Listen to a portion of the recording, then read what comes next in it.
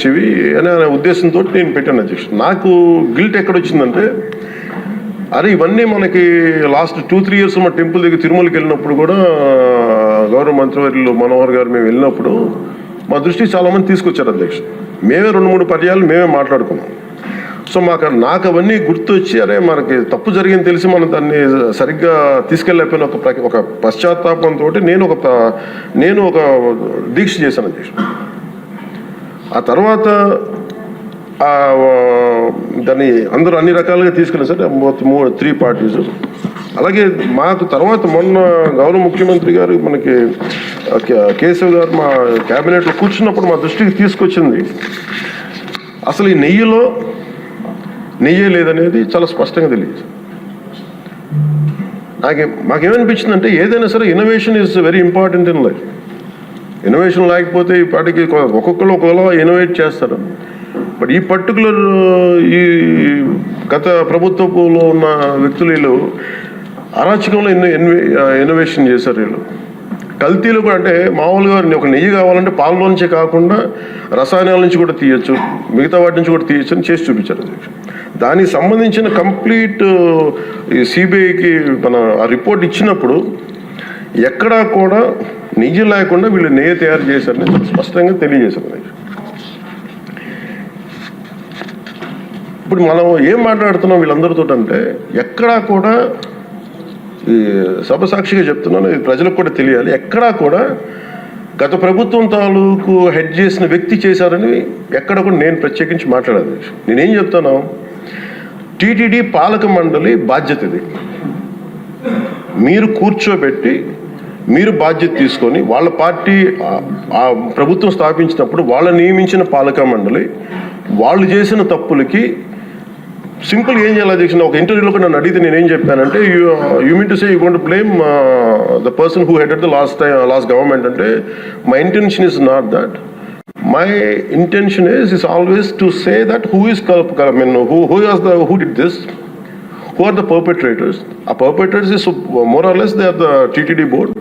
Let them be accountable for that. ఎక్కడ కూడా నేను ఈ వ్యక్తి గురించి మేము మాట్లాడలేదు, ఎందుకంటే డైరెక్ట్గా ఇన్వాల్వ్మెంట్ ఉందని మనం చెప్పట్లేదు అది, ఎందుకంటే వాళ్ళు నియమించిన బోర్డు ఇది. కానీ వాళ్ళు ఏం చేస్తున్నారు, అక్కడ కూర్చోబెట్టి ఎక్కడా కూడా సింపుల్గా ఏం చేయాలి దీక్ష, నిజంగా నేనేం చెప్పాను ఆ ఇంటర్వ్యూలో కూడా, ఆయనే తప్పు, నాకు సంబంధం లేదు, మేము పలానా టీటీడీ బోర్డు చేసింది ఇది, ఆ టీటీడీ బోర్డు మీద మీరు నిష్పక్షపాతంగా ఒక కమిటీ వేయండి, ఆ దోషులు శిక్ష పడేలా చేయండి, వాట్ ఎవర్ దాని అవుట్కమ్ ఏముంటుందో దాన్ని బయట పెట్టండి, ఇంత సింపుల్గా తేల్చేయచ్చు. వాళ్ళు వెనకెందుకు వేసుకొస్తున్నారు నాకు ఈ రోజుకి నాకు అర్థం కాదు. ఈ రోజుకి వెనకేసుకు రావాల్సిన అవసరం లేదు. వెరీ క్లియర్ కట్ రిపోర్ట్ ఇచ్చింది. ఇందులో కంప్లీట్గా అసలు నెయ్యి లేకుండా వీళ్ళు నెయ్యి తయారు చేశారు కనుక, రసాయనాలతోటి పామ్ ఆయిల్ తోటి వీటన్నిటితో బేస్ చేసుకొని నెయ్యి లేకుండా నెయ్యి తయారు చేశారు. It's very clear cut, it's evident. ఇప్పుడు ఎందుకు ఇంత డిస్కషన్ అవుతుంది అధ్యక్షుడు, మనందరం కూర్చోబెట్టి ఇంత సభా సమయాన్ని ప్రజలకు ఇవ్వాల్సింది కేవలం తిరుపతి లడ్డు గురించి ఎందుకు మాట్లాడాల్సి వస్తుందంటే, వాళ్ళు నిజంగా కనుక ఉప్పేసుకుని ఉంటే కల్తీ జరిగింది, దానికి తగ్గ లా ఏం కోర్స్ యాక్షన్ ఏం తీసుకోవాలో తీసేసుకుని అయిపోతుంటే, దానికి ఎవరైతే పర్పెట్రేటర్స్ ఉన్నారో వాళ్ళకి ఆ శిక్షగా వెళ్ళిపోతారు. అలా కాకుండా అసలు ఆ నెయ్యిలో కల్తీ లేదు, యానిమల్ ఫ్యాట్ లేదు, రిపోర్ట్ ఇచ్చిన తర్వాత ఇవన్నీ. అందుకని ఈ సభ ఈరోజు ఇంతమంది మాట్లాడాల్సి వస్తుంది అధ్యక్ష. మాకు ఏమనిపించిందండి అధ్యక్ష, దీన్ని క్యాబినెట్ మీటింగ్లో మా దృష్టికి తీసుకొచ్చింది మీకు తెలియజేస్తున్నాను మీ ద్వారా ప్రజలకి. సిబిఐ నేతృత్వంలోని ఈ స్పెషల్ ఇన్వెస్టిగేషన్ టీం ఆ నెయ్యి తయారీకి 1 లీటర్ పాలు కూడా వినియోగించలేదని చెప్పి చాలా ఖచ్చితంగా తేల్చింది. ఆ పామ్ ఆయిల్లో రసాయనాలు కలిపి తయారు చేసినట్టు చెప్పింది. ఆ ఇతర రసాయనాలు ఏ మూలకాల నుంచి తయారయ్యాయో నిర్ధారణ చేసే సాంకేతికత, దానికై సంబంధించిన టెక్నాలజీ ఆ పర్టికులర్ మా వద్ద లేదనేది ఆ సిట్ తేల్చేసింది. ఈ కేసులో 36 మందిని నిందితులుగా తేల్చింది. శ్రీవారి ప్రసాదాన్ని అపవిత్రం చేసేందుకు ఒక ప్రణాళిక, ఒక ప్లాన్ ప్రకారం కుట్ర జరిగిందన్నట్టు సిట్ తెలియజేసింది. అలాగే దీనికి ముందు ఏం జరిగిందని చూస్తే, తమకి నచ్చిన సంస్థలకి నెయ్యి సరఫరా కాంట్రాక్టులు కట్టబెట్టేందుకు ప్రణాళిక ప్రకారం టెండర్ నిబంధనలు సవరించారు. నెయ్యి సరఫరాకి సంస్థకి ఉండాల్సిన కనీస వార్షిక టర్నోవర్ 250 కోట్ల నుంచి 150 కోట్లకు తగ్గించారు. రోజుకి 4 లక్షల లీటర్ల పాలు సేకరించాలన్న నిబంధనని తొలగించారు. డైరీ రంగంలో 3 ఏళ్ల అనుభవం ఉండాలన్న నియమాన్ని ఏడాది కుదించారు. రోజుకి 12 టన్నుల వెన్న తేయాలన్న నిబంధనను కూడా 8 టన్నులుగా మార్చేశారు. అంటే ఒకరికి నెయ్యి కాంట్రాక్ట్ ఇవ్వాలంటే ఇన్ని నిబంధనల్ని తూట్లు పడిచారు. పోనీ అది చేసిన తర్వాత మళ్ళీ సవరణ అనంతరం వీళ్ళు ఎంపిక చేసిన సంస్థలు 20-23 మధ్య నెయ్యి సరఫరా చేశాయి. నెయ్యి సరఫరా చేసిన సంస్థకు అందుకు కావాల్సిన కనీత అర్హతలు లేవని సిట్ ఛార్జ్ షీట్లో ఉంది అధ్యక్షుడు. వీరు నెయ్యి సరఫరా ఎంచుకున్న సంస్థలు బోలేబాబా అని కానీ దానికి అనుబంధ సంస్థలు మాల్గంగా, వైష్ణవి డైరీలు 1 లీటర్ కూడా నెయ్యిని పాల నుంచి తయారు చేయాలని స్పష్టంగా చెప్పారు. ఇది 1924 మధ్య 11 కోట్ల మంది భక్తులను శ్రీవారిని దర్శించుకుంటే ఆ కాలంలో మొత్తం 48 కోట్ల లడ్డు ప్రసాదాలు విక్రయం జరిగింది. దాంట్లో సుమారు 20 కోట్ల లడ్డూలు నకిలీ నెయ్యితో తయారయ్యాయని చెప్పి టీటీడీ రికార్డ్స్ తెలియజేస్తాం. ఆ 11 కోట్ల మందికి రసాయనాలతో నిండిన మన లడ్డూలు పంపించారు. అలాగే ఇందులో 1,00,000 లడ్డూలు కూడా అయోధ్య రామ మందిర ప్రారంభోత్సవానికి పంపిణీ చేశారు.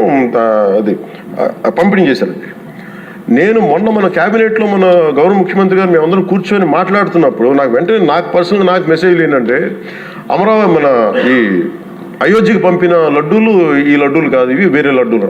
అలా ఎలా తేడా చెప్తారు వీళ్ళు? దానికోసం ప్రత్యేకంగా అంటే అక్కడ నిబంధనలు ఎక్కడా కూడా మీరు నెయ్యి మేము పలానోళ్ళు కొన్నారు మాకు డీటెయిల్స్ ఇస్తా ఉన్నారు. నేను ఆ సభాముఖంగా ఎందుకు వాళ్ళకి పేర్లు ప్రస్తావించారు, అది చెప్పిన వ్యక్తులు కానీ వీళ్ళు కానీ. నేను అడిగింది ఏంటంటే, ఓకే మీకు దాని మీద ఆధారాలు ఏమున్నాయి, మీరు ఈ లాటే పంపించారు అయోధ్యకి అనేది మీకు ఏముంటే ఎక్కడ ఏం లేదు, అన్ని గాల్లో మాట్లాడుతున్నారు వీళ్ళందరూ. ఇప్పుడు ప్రత్యేకించి మేము అడుగుతుంది ఏంటంటే, దీనికి సంబంధించి కంప్లీట్ పాలక మండలి బోర్డు, టీటీడీ పాలక మండలి board, they have to take responsibility. వాళ్ళని గత ప్రభుత్వాన్ని నడిపిన ముఖ్యుడైన వ్యక్తి వాళ్ళని వెనకేసుకొస్తున్నారంటే అందులో కూడా మీకు కూడా బాధ్యత తీసుకోవాల్సి వస్తుంది. అందుకని సభాముఖంగా మేము అందరికీ ఏం చెప్తున్నామంటే, let the law take its own course. ఎవరైతే దోషులు ఉన్నారో వాళ్ళకి శిక్ష పడాల్సిందే. మా ఉద్దేశం ఒకటే అధ్యక్ష, ప్రాబ్లం ఎక్కడ ఉంది అంటే ఇందులో మనందరం కూడా ఇందాక మన గౌరవ సభ్యులు మాట్లాడతా, నెల్లూరుకు సంబంధించి సోమిరెడ్డి గారు మాట్లాడతా, దర్గా కానీ మన కసుమూరు దర్గా గురించి వీటన్నిటి మాట్లాడుతూ ఉంటే, బేసిక్గా నేను కూడా నెల్లూరులో పెరిగాను కాబట్టి నేను అర్థం చేసుకోగలను. అది ఎక్కడా కూడా వేరే మతాలను కించపరచడం అనేది తెలియదు అది ఈ దేశం. అందుకే ఈ దేశం ఇలా ఉండేది కాదు. అలాంటి దేశ సాంప్రదాయాలని వీళ్ళు కూర్చోబెట్టి, కల్తీ జరిగిందంటే వెరీ సింపుల్గా ఏం చేయాలి, అడల్ట్రేషన్ జరిగింది, మేము కూర్చోబెట్టి దీన్ని కరెక్ట్ చేసుకుని మీరు కరెక్ట్ చేయండి, మేము మీకు మద్దతు ఇస్తాం, ఇంతే చెప్పాలి అధ్యక్ష. అంతేగాని దాన్ని వెనకేసుకు వస్తున్నారు అంటే, ఒకటి క్లియర్ కట్ రిపోర్ట్ ఉంది, అందులో నెయ్యి లేదనేది, అందులో రసాయనాలు ఉన్నాయని ఇది క్లియర్ కట్ చెప్పింది. ఈ రసాయనాల్లో ఏమున్నాయి అనేది అది పెరుమాళ్ గారికి.